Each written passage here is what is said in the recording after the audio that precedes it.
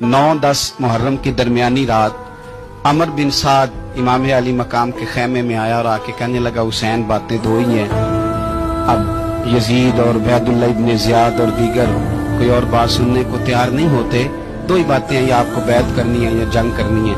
तो इमाम अली मकाम फरमाने लगे कि मुझे एक रात की मोहलत दे दो। अमर बिन साद ने कहा ठीक है, मैं सवेरे आ जाऊंगा।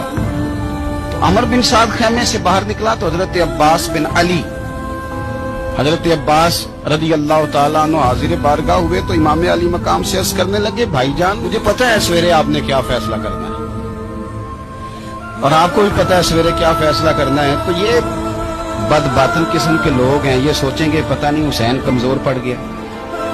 अभी बताना था कि हमने बैत नहीं करनी, आपने रात मोहलत क्यों मांगी? इमाम हुसैन फरमाने लगे, अब्बास तेरा क्या ख्याल है, मैंने सोचने के लिए टाइम दिया, तेरा क्या ख्याल है कि मैंने कोई नई राह तलाश कर लूं? ये आखिरी रात बची है, कल हुसैन दुनिया से जाएगा, आखिरी रात बची है, दिल करता है कि आज की रात ना मैं रज रज के अपने रब को सजदे करूं, मैं जी भर के उसकी इबादत करूं, ये पेशानी उसके हुजूर नाज झुके। और यार हुसैन इब्न अली तो एक रात बकायदा बचाए कि मैंने अल्लाह के हुजूर हाजिरी देनी है और तू सारी रातें जाया कर देगा, तो तन्हाई में कुछ न कुछ इबादत कर।